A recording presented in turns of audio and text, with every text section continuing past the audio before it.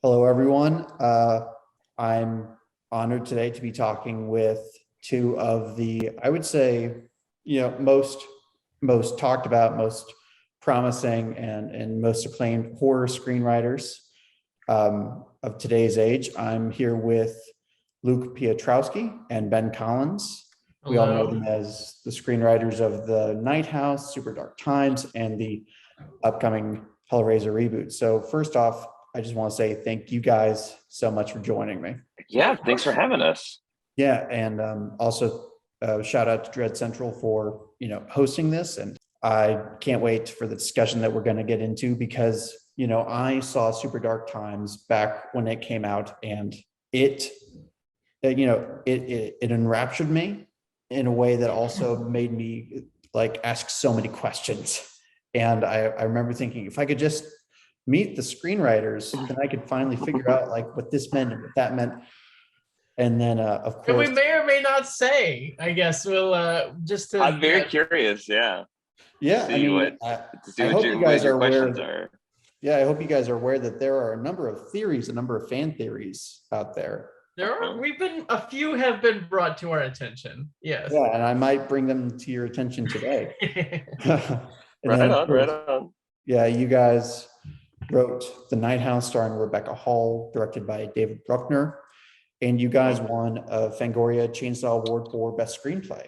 We did. I've got mine right here. Yeah, mine's beautiful. Above me on the shelf. That is beautiful. It's a really nice statue, it's honestly. Really cool. It was, I don't think it dawned on me how cool it would be until we got to hold one. And then I was like, wow, this is really amazing. For a long time, I didn't realize that there was an actual physical award. Yeah, me neither. Now, I think my first question would be, if you had to pick winning a Fangoria Chainsaw Award or winning an Oscar, what would you guys choose? That's an interesting question. I mean, Ben, do you have a? You have a knee-jerk response. I mean, I honestly I an Oscar would be neat and all, but I never really put a lot of stock into that. So I hadn't really thought about which awards would mean something. I guess in my head, the WGA award was the one that I was well, that's voted on by the peers of our professional peers. So that seemed like the award that would mean a lot there the most to me. But when the Fangoria thing came up, I really was kind of no, this means a lot. I think this actually, for this movie in particular, and for what we were trying to do, to know that the specific community that I think we thought we really believed would come with us on that journey. I don't know. It really did mean a lot to me. So it's hard for me to imagine an Oscar meaning more, because I think with The Night House in particular, that was so much about the way it seemed to touch individuals, and it's hard for me to see an Oscar representing the same thing. So it felt more like I don't know if that was a community thing or something. I don't know, Luke, what do you think? Look, I'll take an Oscar, but especially I don't see that ever happening. First of all, let me say that.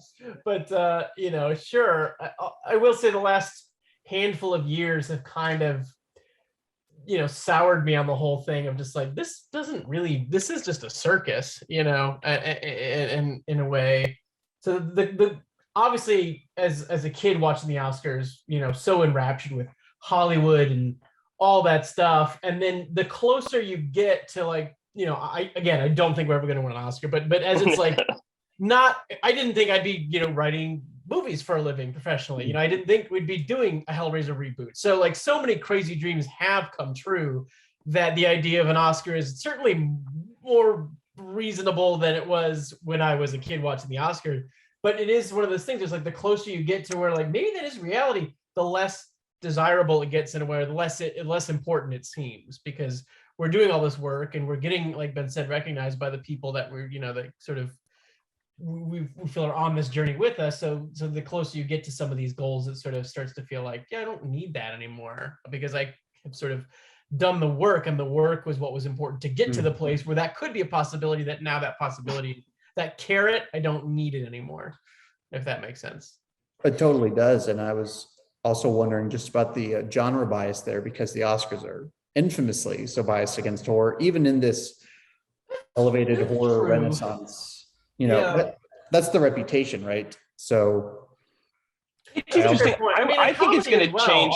all genre. Yeah. You know? I think it's going to be, I think because they changed the age stuff for the Academy, like when this sort of diversity conversation happened, which I think was the right thing to do. And I think that the, trickle down effect or whatever of that decision may be the kind of thing that the voting base sort of is added at the younger part and then ages up, and then maybe the kind of bias that they have against certain genre stuff will just sort of fade away, which is the way a lot of things work, I think, in just the expectations of a certain group of people of what makes an Oscar movie define it for the period that those people are making the decision. So we could see a change in that soon, which would be nice, when it's deserved, I think, for sure. I just want my Kids' Choice surfboard, really, at the end of the day. I mean, the Night House is definitely a Kid's Choice. A Kid's Choice, yeah. I want to see Rebecca Hall get slimed. I want the whole 9 yards. All right, and that Hellraiser reboot, that's gonna be rated G, right? Right. Oh yeah. Mm-hmm. It is interesting because it is a Hulu movie, and so I mean, I'm just thinking about. I don't want to derail the conversation, but the whole like that Blonde movie is coming out on Netflix, and it's NC-17. But it's like, when did Netflix even start rating movies at all, and what does that even mean anymore? So in terms of Hellraiser, I'm curious, will we even have a rating on Hulu or what? Yeah, it's unclear, and it's like, does anybody even know? I mean, we were talking about this the other day of like the difference between PG-13 and R used to be very, very hard. Like for people like we grew up. I mean, I don't know how old you are, but like I'm 38, so like movies had ratings, and that was a huge difference when you're buying a ticket. But it doesn't seem like on streaming people really pay that much attention to that. So I don't even. It's an interesting question of like, are more people gonna see a Hellraiser movie because it's on Hulu than they would in the theater? Like, I don't know. Like, you have to buy a ticket to a rated R Hellraiser movie. Is that like a barrier for entry? That maybe I don't know. Maybe we get some new fans because of that. Because we didn't hold back content wise. Yeah, a lot of children. I mean, there's a whole history of the MPAA really coming down on horror movies by threatening them with an X rating and censoring them as a result. And there's so many horror films that were famously just ruined, at least in the filmmakers' eyes. So that's something that the streamers have come out and really provided almost an escape route in a way. And I don't know the exact machinations, right? I don't know how it's going to go down with Hellraiser or stuff in the future. But I mean, you guys bring up a pretty interesting point. And the more people that have the freedom to choose the content that they want experience, I think we all agree that that's the best. Now, I did want to kind of go to the beginnings, to the origin here and ask, how did you guys meet?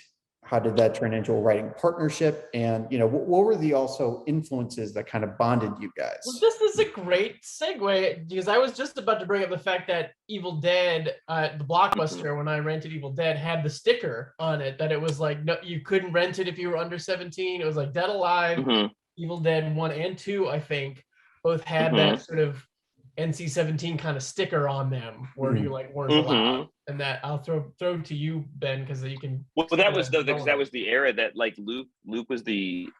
You may have been the first person I knew with a DVD player or something. Like, or you had gotten one earlier, I think, than anyone else. I did. I was an early adopter of DVD because we were so behind on the. Look, I had a beta. My parents had a beta player, which actually was better quality than VHS, but all the good shit was on the VHS.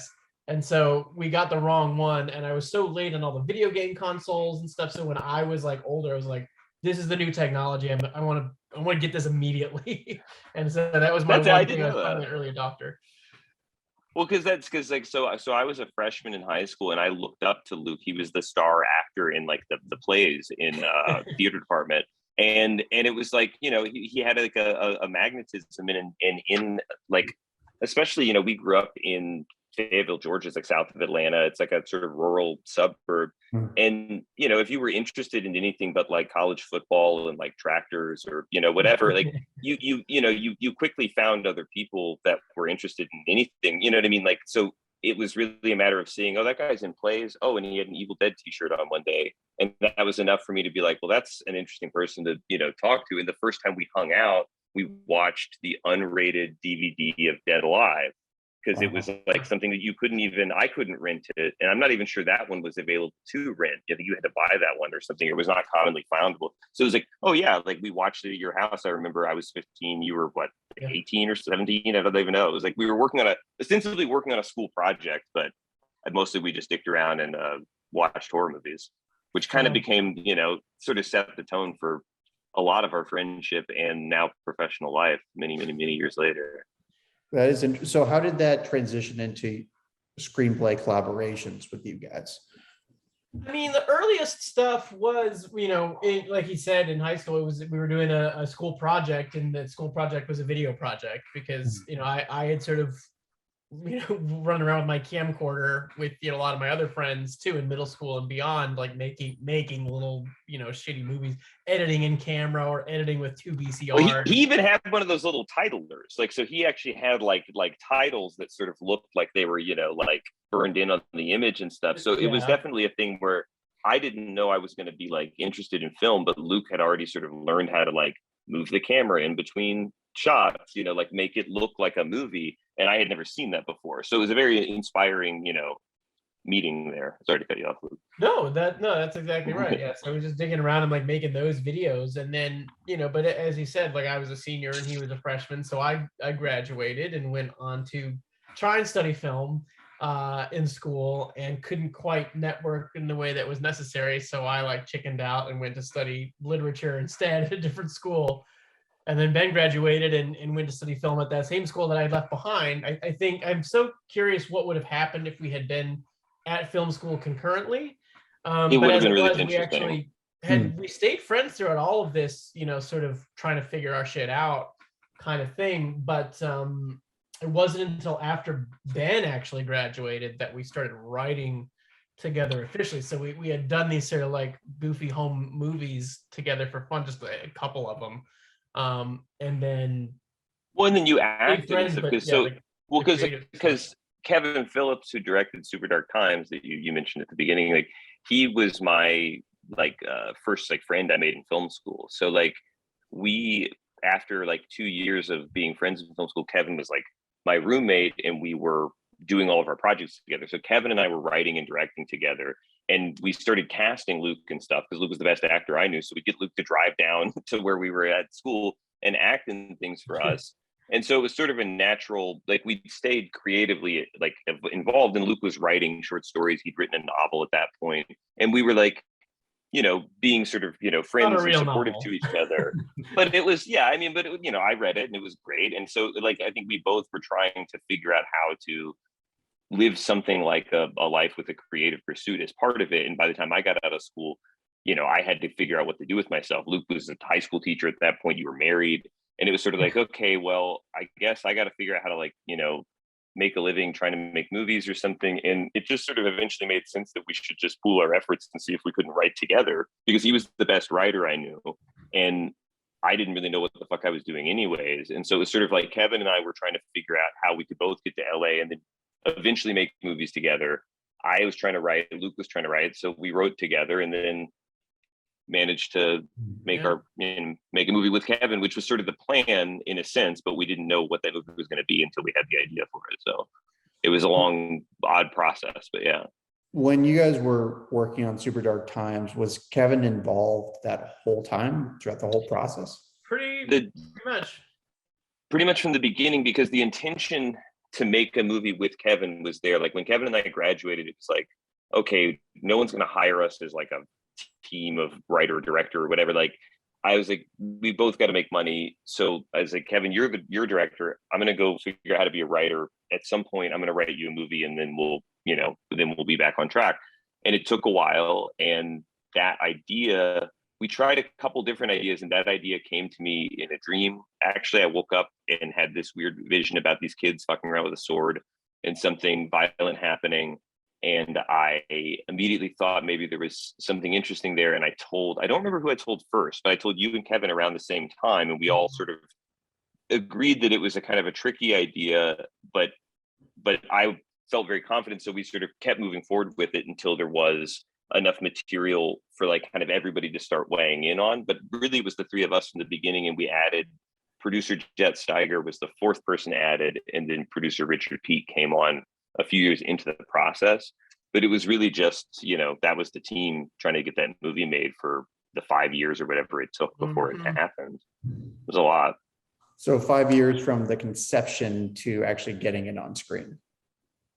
Oh, on screen. Well, it's like, I think the conception was 2011. Filming, right? Because the end of 2015 was filming. So it was so little, I guess, less than 5 years for filming, and then post, and then festival premieres, because it came out in 2017? Like end of 2017? It was done in 16. I think it premiered in 16, right? At the Rotterdam. Yeah, but the little theatrical release was 17, and then it dropped on like Netflix January 1st, 2018, I think. Yeah. So yeah, from 2011 to that was quite a while.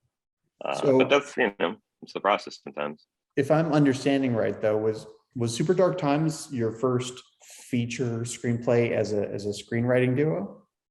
That was produced? No. I think technically Siren, Stephanie even came first. No, we were the first to start filming, right? That was the first, because it was in 2015 we had the bizarre luck of and seemingly unrepeatable luck of having our first 3 movies made in the same year. So spring 2015 was Stephanie, summer 2015 was Siren, and then fall winter 2015 was Super Dark Times. Wow. And each of those scripts had been written. Stephanie was the oldest of those scripts, and that first draft of that had been written in 2010 or 2009 or something like that. And then Siren was our first professional writing job that we got in around 2012. So they were all scripts that had been sort of sitting around or developed or to differing degrees over a few years, and then they all kind of got made at the same time. And then they were released in different order, which is even more confusing. And in different ways and different scales. Yeah.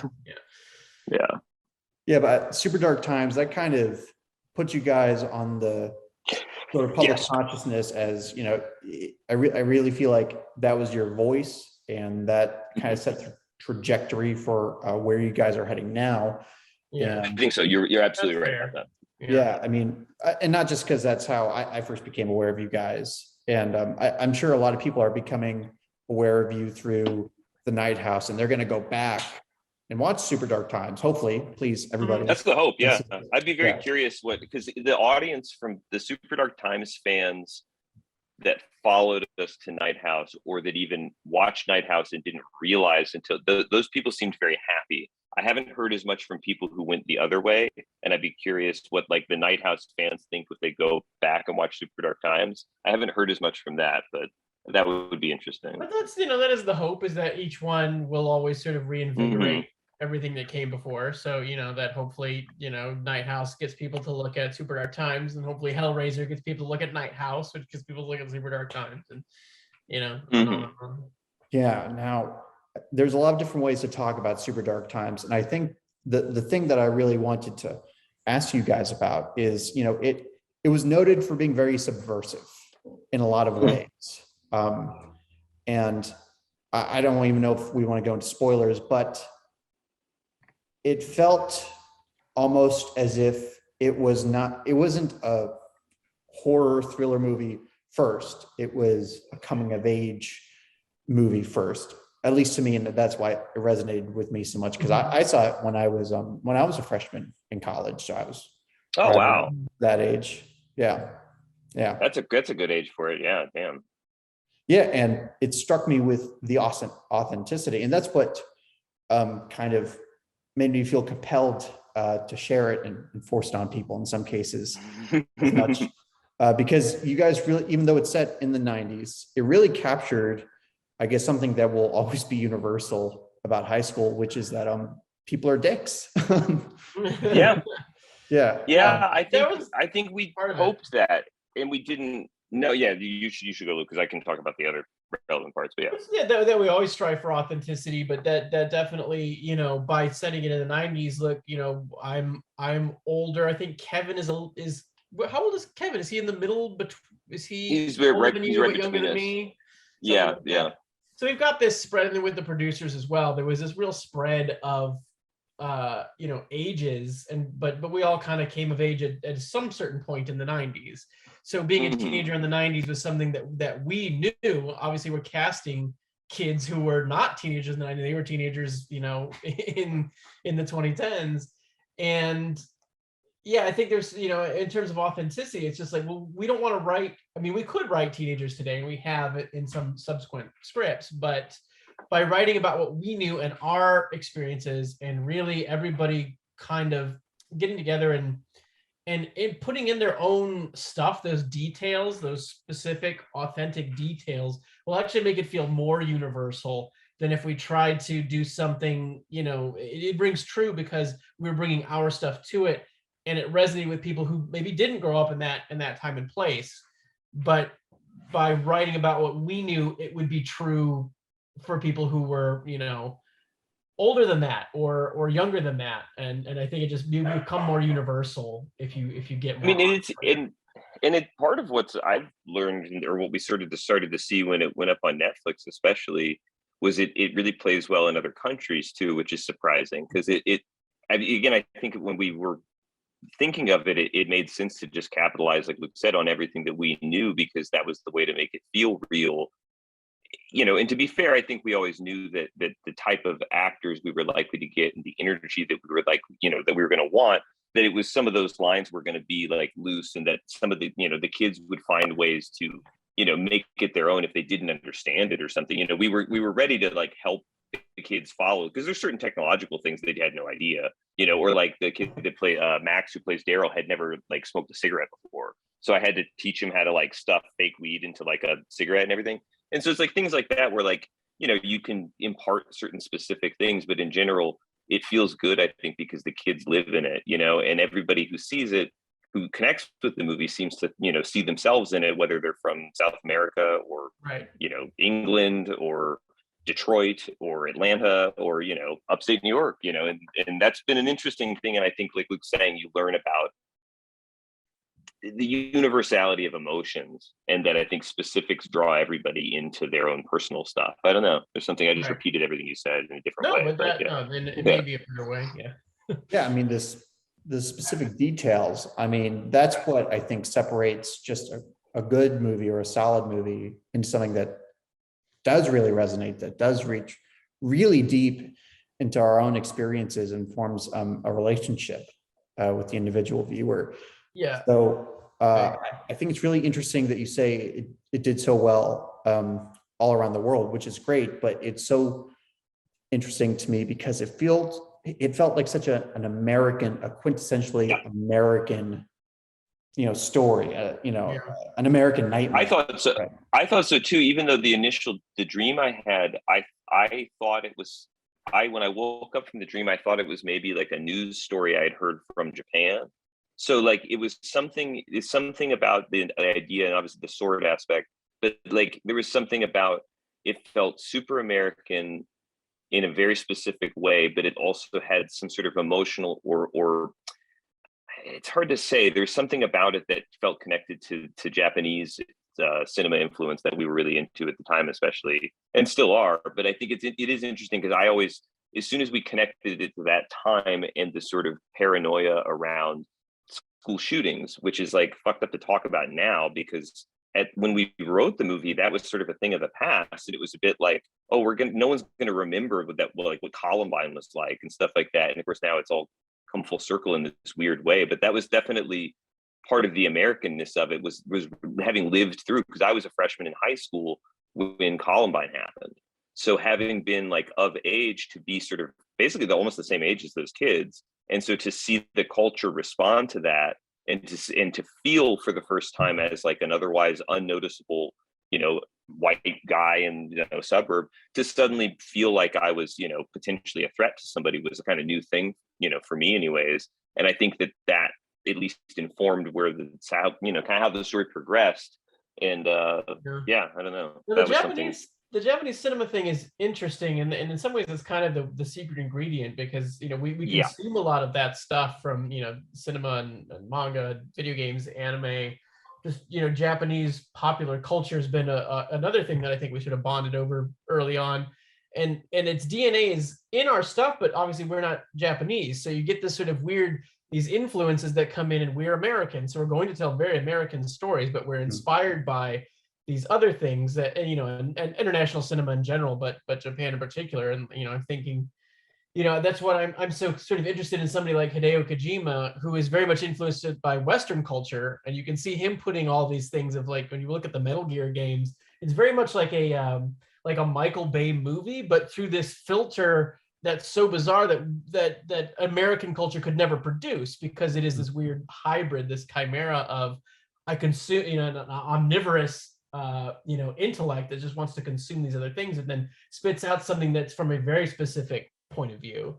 And so I don't know if this has anything to do with the universality or the appeal of any of our stuff, but I do think we're very influenced by things outside of just American culture, and are very, like, taken with that stuff, but have an inability to actually participate in the creation of those things. So we end up with these weird kind of bastard children of, like.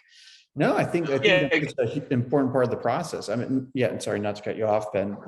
No.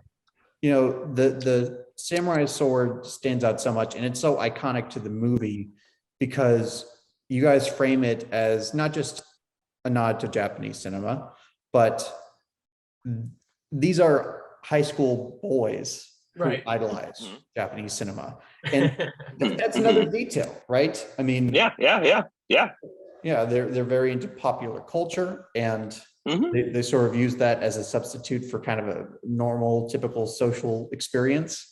It's also part of the foreign landscape of the Big Brother's room, which I think was a huge part of us in the writing of it. Of, like, I had friends who had big brothers. We had big sisters. Sisters. Don't have big brothers, but I would be at friends' houses, and there'd be the Big Brother's room, and it would feel like such forbidden territory. It'd be like going into a foreign country. So the idea that you go into this foreign territory and emerge with a samurai sword, with all this forbidden fruit of, like, the anime babes on the wall, and, like, his next, is that his fucking girlfriend? Like, that's one of his good ad libs. Max had several good ad libs. That was an ad lib. Yeah. Yeah, he like, I mean, like, to differing degrees, all the kids, but especially the scenes when the four of them are together. Yeah, because it's when they're all together, it's like you really do want that energy of, like, everybody getting their jokes in and overlapping and stuff. So Kevin was very good at, like, everything that's, like, in the script pretty much is on screen, but Kevin was good at on set knowing where to kind of, like, grab me and be like, hey, is there another line we can give them at the top, just so they're riffing when they come in? Or he would just hear them joking about something, or just feed them a line, say, one of you say this, and then go there. And so it was a kind of controlled ad-libbing thing that was there to mostly give the necessary energy, I think, to those scenes more than anything else, because in the more dramatic scenes, it's less, although obviously when people are stuttering and crying and stuff, that's has its own kind of ad lib that isn't in the script. But in terms of dialogue, yeah, those early scenes especially. Well, just answer this for me. When they're the line that I remember from the trailer is they're talking about comic book heroes, and I think Josh says, come on, the Punisher is pretty tortured. Yeah. And Zach says, don't give me that Punisher shit. That's Kevin, right? That's a Kevin Phillips, right? That I think, because Kevin has always been a big Silver Surfer fan, and I mean, as I used to just sort of make fun of Silver Surfer for being a character that just seemed to be sort of exist in, like, just kind of vibe space, and not really, like, I was never a big reader of that. So I feel like maybe there was some jokes that we made before, but that, I think he pulled that one out on set. I don't remember if that was line for line him, or if the kids kind of riffed with it, but however that got in there, it's amazing. Yeah, Silver Surfer is the loneliest dude in the galaxy. That's definitely Kevin. I'm pretty sure that's Kevin. Listen, Donny Cates, Tradmore, Silver Surfer Black, pretty recent series, is fucking awesome. Yeah. Oh, I believe it. I did time. I did. No, yeah, I probably would. Yeah, maybe because of that, now you might go back and see if there was anything you were missing from the Silver Surfer. I know I was missing things. I just didn't at the time. And it's just more funny when somebody says, it's just like, you just rag on your friends for having the thing. It's nice that it's reflected in there, that he's just like, Punisher bullshit. I don't know. Which, I mean, to be fair, we all kind of make fun of Punisher. So that is representative as well.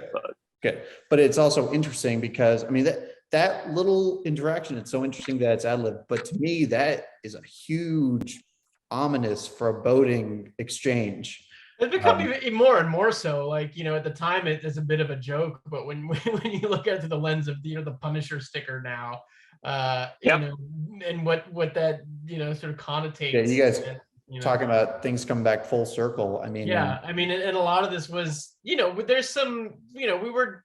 I don't know if the term incel was like even like it did not exist. It didn't. I believe, because I've researched it since. I think the term incel was coined on 4chan or something around 2012, and I was not like in that level of internet stuff. Head on tackling. Like we got a bone to pick with this aspect of culture, but we were reading the tea leaves, I guess, and so like that. There's lines with like actually, Zelda's the princess, Link is the guy. Doesn't, it's all the same. Well, it's not all the same. Like just this weird sort of like bitter, mumbly, like guy correcting, was like, we've seen that blow up in culture in such a huge way. Yeah, I feel like now it has a name, incel, but that archetype has the attitude, No, we used to. I mean, I remember having to explain the archetype to people who would read the script because there wasn't a term, and it was, and again, like the sort of idea of the school shooter, trench coat mafia type kid. That was a thing of the past, and so you'd have to kind of like walk people through. It's like, you remember those guys from high school that they were like nice and they always wanted a girlfriend, but they also were like angry all the time and like kind of hated women, and be like, oh yeah, that is the type of guy, isn't it? And it's like, yeah, he's like kind of like that kind of guy. And it wasn't even something that was like part of like Luke was saying, like some sort of like big critique. It was just more the sort of observations that you find when you're going back. I think I was talking about this the other day, that some of the creative process to me is kind of a question of magnetism. When you have an idea that you can't let go, you start adding pieces to it to see what else will stick, and then as you find ones that do, that becomes more magnetic. The strength of it is greater, and it pulls more ideas. And so when you're kind of in that open, unconscious creative space, I think where you're connecting to your own memories and letting your brain sort of like find those things, it made sense to us. And it wasn't really something that we ever had to like, because again, there wasn't a term to be playing against or to be playing to. It was really just about these characters. And from the beginning, I think, we love the characters in the movie, and really, like it's not a part of the point of the movie was to tell a story where you did care about the people. And so when violence happened in the movie, that it wasn't something that, was easily dismissed, that it was something impactful. And so it was never about, characterizing anybody as being, especially not in the beginning, because it's a lot of it to me is about how much life can take sudden turns that you don't expect. And so those two kids at the beginning have no idea that anything like that's going to happen to them. And in the question of whether or not their beliefs or personal attitudes about, other people would have been the same or been different if those events in the movie hadn't happened is, up to the audience to see. I think, but we wanted to show two kids that you could love and could want to hang out with, and then watch how they react to a crazy situation, I think was the goal. Yeah, this is where that attention to detail comes in, because you guys are so great at raising red flags about their their behavior, especially Josh's, right? Because he is sympathetic.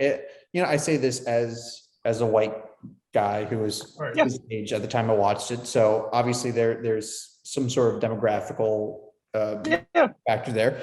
But that being said, I both related to him and I was afraid of him. I was, I guess he was a version and afraid of, that you related to him. Yeah. Like exactly. Yeah. Yeah. Was that your aim, to create a character that was relatable, almost in the sense that I'm scared that I'm like that, or I'm scared that I just don't think that we I think that there's a weird thing, and again, this has just like been amplified more even since we made it. But like, just to as you were talking, made me think about how quick we are to sort of, especially online, deny the inherent humanity of everybody, good and evil, quote unquote. And how you can dismiss everybody, but there's emotion behind every action and reaction and interaction with other human beings, that there's a difference between condoning behavior and being sympathetic to somebody. Some of my favorite characters are complicated characters. I'm going back to video game stuff again, but I was thinking about The Last of Us 2 the other day, and how what some of my favorite characters take me on this journey where I'm party to reprehensible acts, and I find that so invigorating, and it makes me like the characters more.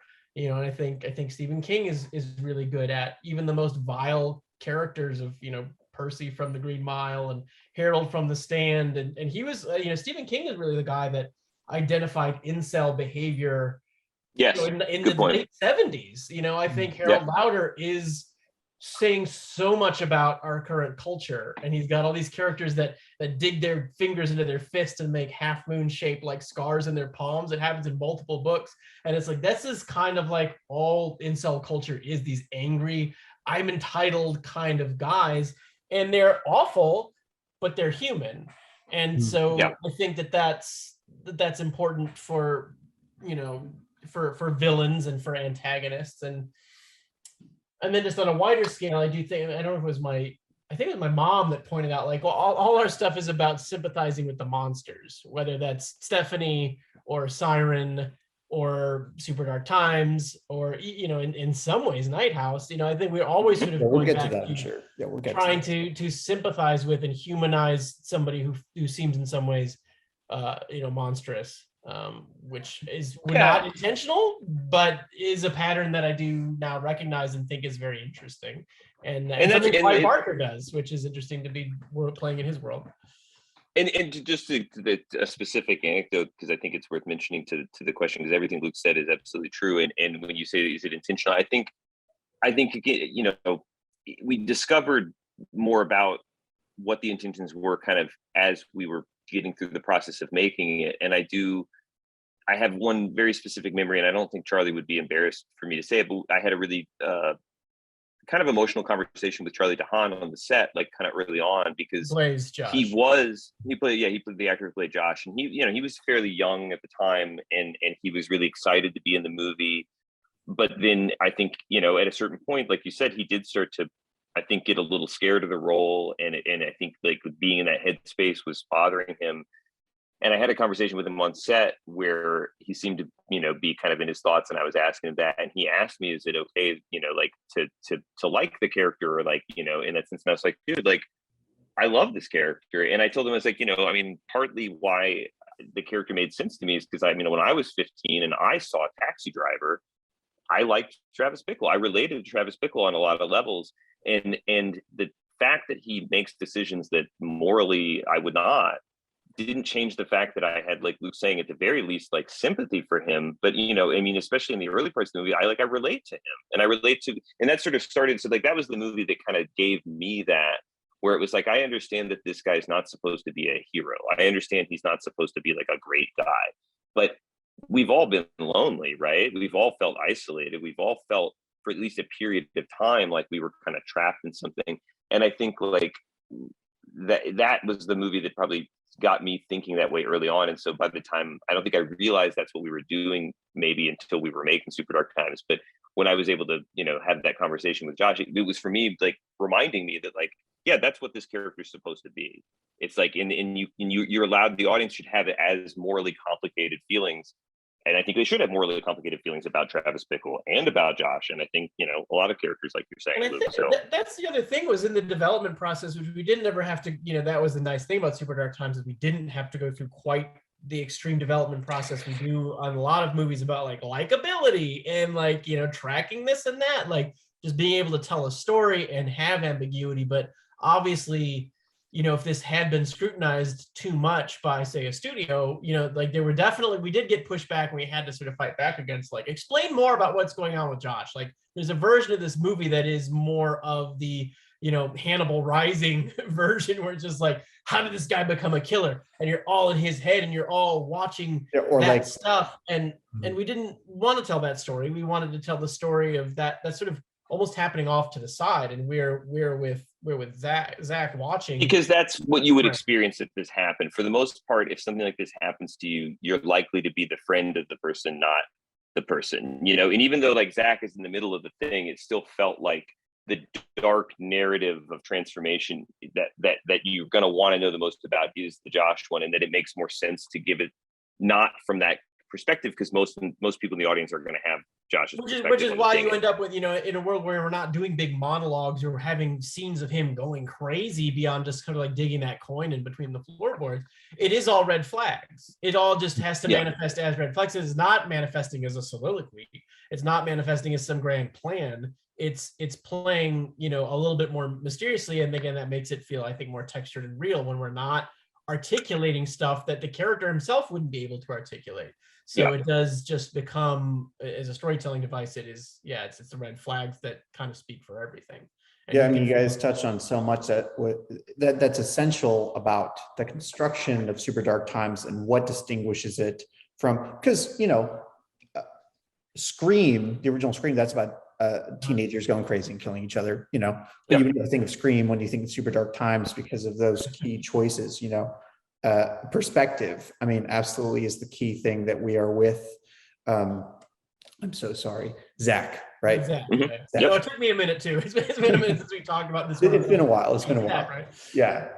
We're with Zach and we're watching his friend go through this emotional turmoil that he's pretty helpless with. And he knows it. He knows he's losing his friend.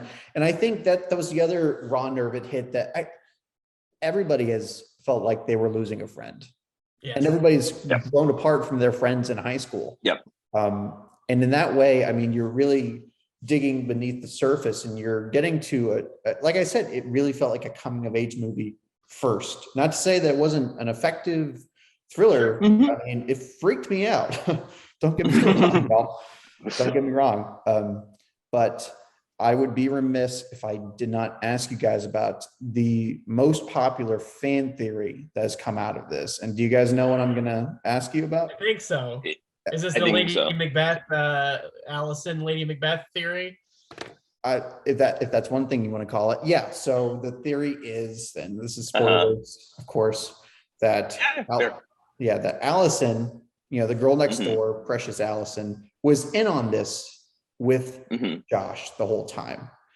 Now, I'm going to leave it up to you guys as to how much you want to address that, but I'm very curious as to what you guys think it says that, the audience, a big portion of the audience took the girl next door, the damsel in distress, and I think that says a lot of fucked up shit about the audience, to be perfectly honest with you. I think it's very interesting that the culture is bending over backwards to find anything other than the fact that the movie ends with her.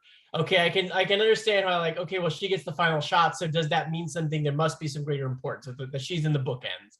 But largely to see people bending over backwards to put the blame on the innocent woman in the movie is very, alarming and strange. I don't want to deny anybody any read, first and foremost. Like, I studied literature. I had a professor that said, if it's on the page, you claim it. So, as it's out of our hands. First is it's out of our hands, it's into Kevin's hands. And to some extent, Kevin's now the arbiter of what he wants to portray with the movie because he's the director of the film. But we were all sort of on the same page, I think, a lot, and we have a very close collaboration with him. So, there's that. But then once it's in the hands of the audience, my God, it's totally out of our hands, and you can read into it whatever you choose to read, and maybe there's stuff we're doing subconsciously. But I can say from my perspective, that's not the story that we wanted to tell. We wanted to tell the story about this character that we just spent the last 15 minutes talking about and psychoanalyzing, and see how his response to stimulus, because he's damaged, is to break further and to break other people. The idea that we would want to tell the story about this manipulative woman who's actually to blame and encouraging him to do these things, and it's not his fault, it's her fault, to put the onus on her and take the blame away from him, to me feels very, dangerous and it was surprising.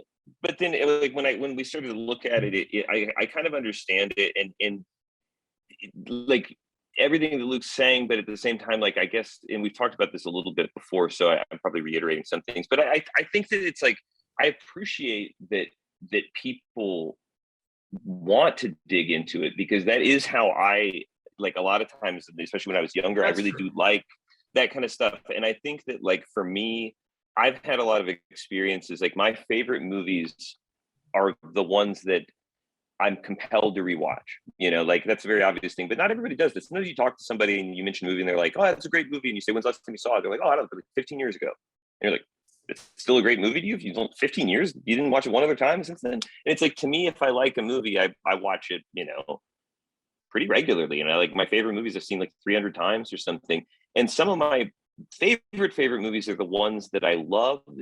But then when I saw it a few years later, I realized that my age or my life experience or my perspective emotionally at the moment or whatever, that it's different now, and that I see something different in it. And so I am kind of like, this is the first time maybe I've talked about it from this perspective, but I'm kind of interested to see if people who read the movie that way and loved the movie, because if you read the movie that way and you loved it, then I find that really interesting. And so I'm curious if those people, because like Eyes Wide Shut is the big one I always think of. I saw Eyes Wide Shut when I was like 17 or something, and I thought that was like not a good movie. I thought it made no sense. I thought it was like, oh, Kubrick's old, he doesn't know what the fuck he's doing anymore. It was like my favorite movie now. And every time I watch, every few years when I would watch it, I've just gotten older and be like, oh no, I psychologically grasp, oh, this facet makes, oh, that scene makes so much sense to me now. Oh my God. And it's cool to have something age with you and to let yourself age with something, And so it's like I don't want to be like, yeah, I want to say that I think if you dig that deep into the movie and you like it, I look forward to hearing what you think the more you watch it, is what I would say on some level, if that's a summation to my rambling thoughts. Yeah. I mean, honestly, I think, and it's hard, because you spend all this time writing these things and then you put them out in the world, and like part of you wants to be like, I just want to Wachowski this thing and like put it out there and then just not comment on it.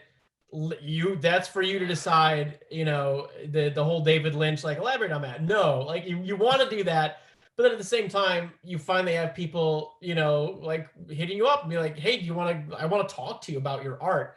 Okay. Like, I've been waiting years for anyone to give a shit about anything that I put out there. So you're having to sort of do that battle, and 9 times out of 10, it would be like, I don't know, what do you think? But it's just this one in particular that I feel I want to comment on, and I just want to say, like, that was not my intention for this one, because it's such a specific circumstance with like that. It's a slightly misogynistic read, and I don't think it has a whole lot to back it up. But everything that Ben's saying is true. I think we want the movie to have layers, and we want you to be able to get different things out of it, and I think that it functions in some ways. I think it's applying a lens for a different type of movie to this movie where it doesn't quite fit. Like, I understand we're looking for it, but it's not a murder mystery. It ain't a whodunit. It isn't Scream where actually it was this, and it's not the Ridley Scott director's cut of Blade Runner or something with the unicorn, like, where it's like, oh, what are they saying? Was this mean all that stuff? Does this retroactively change all that? It's not that kind of movie, so it doesn't really work when you try to apply fan theories to it. But I am very flattered and very excited that we have fan theories about our movies. 100%. Yeah, well, speaking as a fan, sorry. Oh, just one last thought. I will say that like to everything we've said, and just as a because okay, so just to say that, like, if that is a story that's compelling to anybody who like watched the movie and like they're inspired to make it, like, I really think that's a story you can tell. Because I mean, to be fair, like, at the time that we were referencing this type of stuff, there really weren't. I mean, the model was, and still is to a large degree, but the internet's made things weirder. There's like that whole Slender Man story of those teenage girls that like killed that other girl and shit like that. Right. Like those when I remember texting Luke the day that one dropped, because I was like, what the fuck? We didn't used to have those type of stories, didn't used to involve young women.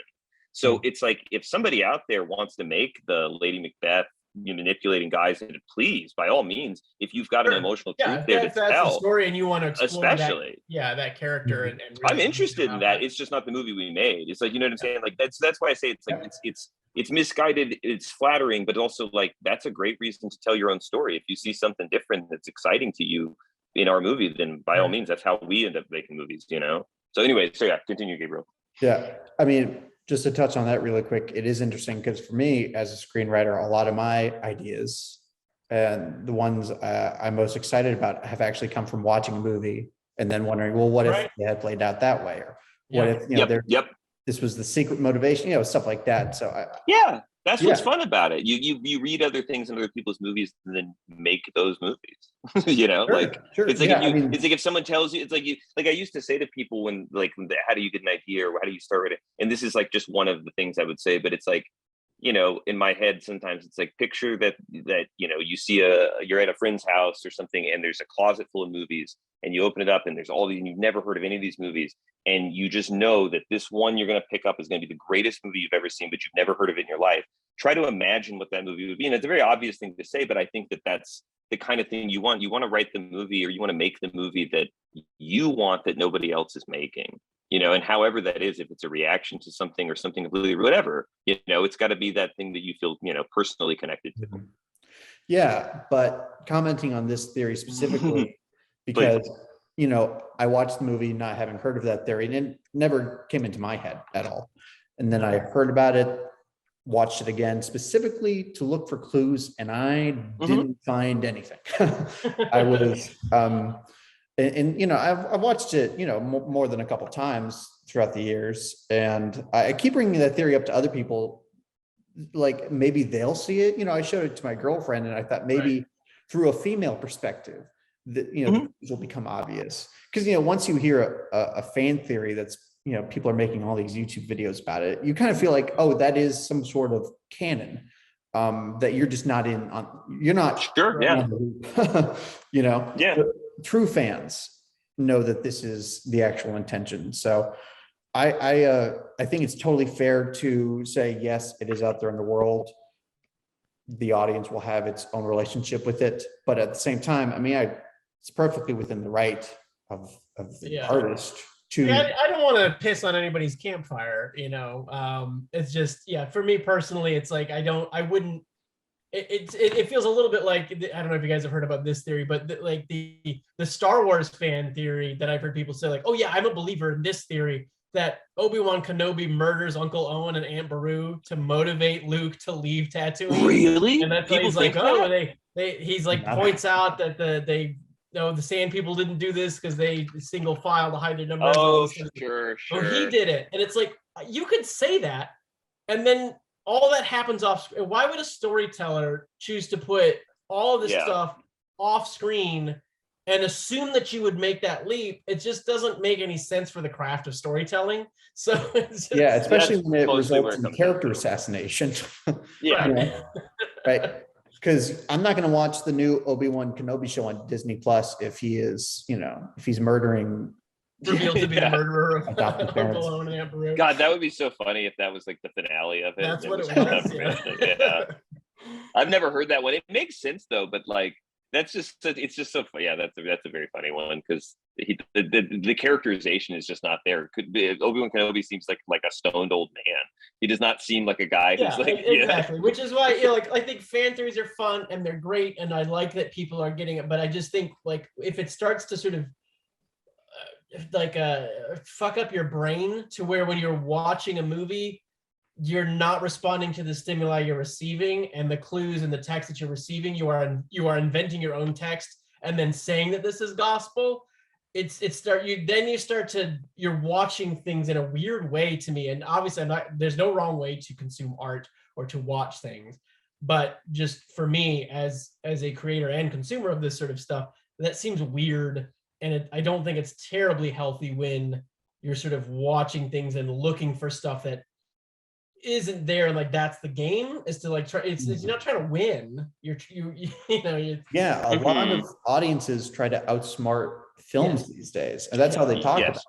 Yeah, 100%. That is how we've talked about it. Is it's like a game to beat. And I got one up on it. I found a plot hole. I found a secret. I found and it's like, but what about the characters? How do you feel about that? Like, did you have an emotional response to any of it? Like, yeah. Anyway, sorry, I don't mean to be that guy. No. I mean, we could talk all day about that. For sure. But we need to talk about the Night House, because that is such, I remember seeing Super Dark Times and thinking everybody who was involved in this movie needs to have a career. This is a career launcher. That's sweet of you. Yeah. In my humble opinion. Thank you. Then, I go to see the Night House because anytime we get a horror movie in theaters, especially if it has, a wonderful actor, performer like Rebecca Hall, you know, you go and support it. And then I thoroughly enjoy it. It thoroughly haunts me. And at the end credits, I see your guys' names pop up. I'm like, oh, nice. Oh, So that was a surprise. Like you didn't know it was the same. I did not know, actually. I Okay, did not cool. know, believe it or not. Oh, I bet that was a really fun feeling. I love when that happens, when I'm genuine, because I tend to know everything about who made movies before I go see them. But when I actually do forget or just, you know, like slip my mind or didn't look, it's always very nice. So that's really cool. Did it make sense to you when you thought about it then? Like when it hit you, did you like go like, oh, that does make sense? Or how did it feel once you knew? Yeah, it did, because you guys touched on themes in the Night House that were, they weren't the same things as Super Dark Times, but they felt intertwined about, you know, grief, about kind of inner torment and the way it manifests in what seems like, you know, an average person, a typical person. You know, and that movie made it clear to me, you know, your guys' style, what I think, I'm not speaking for you, but, you know, I think what came out as your guys' strength, and you can comment on this and whatnot, is your fascination with the dark side of a so-called normal experience, or an experience that we all recognize, you know, because Rebecca Hall is a school teacher who was in a happy marriage and that ended in tragedy. And that is more common than people realize. You know, I don't have the statistics, but suicide and just, you know, I mean, and we're in that era right now where it feels just predominant, you know. Yeah. So what I wanted to ask is, when you're doing your next movie after Super Dark Times, are you intentionally thinking, well, we did this in Super Dark Times, so let's build off of this? Or did you more start from scratch and just, you know? Can't help it. You have to have so many irons in the fire that you don't get to choose what the next one's going to be, you know? So like, look, Night House was another one that was on a 5-year cycle.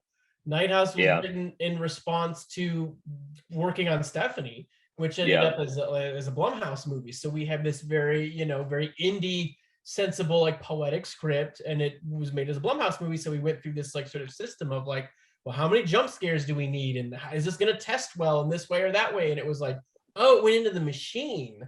And we were like, well, okay, well, we don't like the machine. Like, let's write something that's not for the machine, because we were pitching on other things too and trying to do that.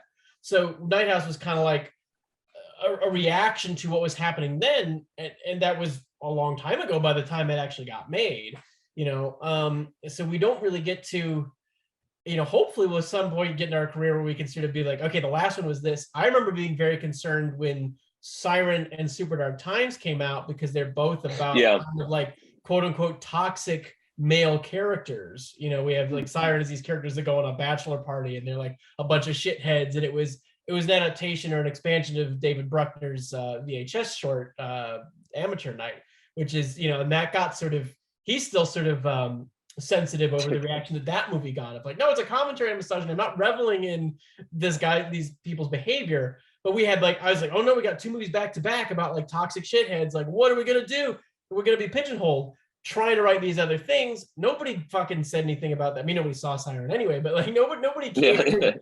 And they should. It's fun. But you know, like the patterns there, you're just not in control of that. So I think anything that you're picking up on is just, we're fucked up anxious guys, and that in any situation, whether that's high school friendships, adult relationships, you know, work, it's always like, well, what's the dark side? What's the worst possible thing that could happen?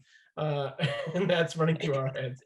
No, I mean, that is the answer. I do find it interesting, like separate from, because it looks funny, because I remember when we first got into doing horror movies, I read the Cronenberg on Cronenberg book, and he talked specifically about this because the interviewer was asking him about, like, you know, the order of his films, and he's just, you know, in his classic dry David Cronenberg way, you know, it's just like, you know, look, you prepare the films and the one that goes is the one you make next, you know, and you don't get to decide those things. And, you know, and I remember thinking about that at the time, but, you know, it is interesting that, you know, I mean, Luke and I were in high school together, not like, you know, we're only overlapped by a year. Luke was married a couple years before me, but we were both were we both 24 when we got married respectively? Like, even though it was separate. I was young. I might have even been 23. Yeah, I was about to turn 25 when I got married in 2009. And so like when we wrote the first draft of Night House in 2014, I'd been married for 5 years. You've been married for close to 10, probably. I cannot remember, more, maybe. I'm not sure exactly when you again. Yeah. And so it's like, I don't think that we were consciously, going like, well, we've made our statement about high school. Now let's move on to to our contemporary adult lives. But it's like, I think that, to some degree, you're trying to find the things that for your own self, as a person, you've lived and you've experienced things. And so having been, we were both married, and not all of our friends, we both got married younger than a lot of people we know. So that was an experience that was unique, but obviously we weren't thinking about ourselves. It was thinking about a character. And we always say it's like finding a character that, for us, it tends to be somebody in a transition point in life in some way.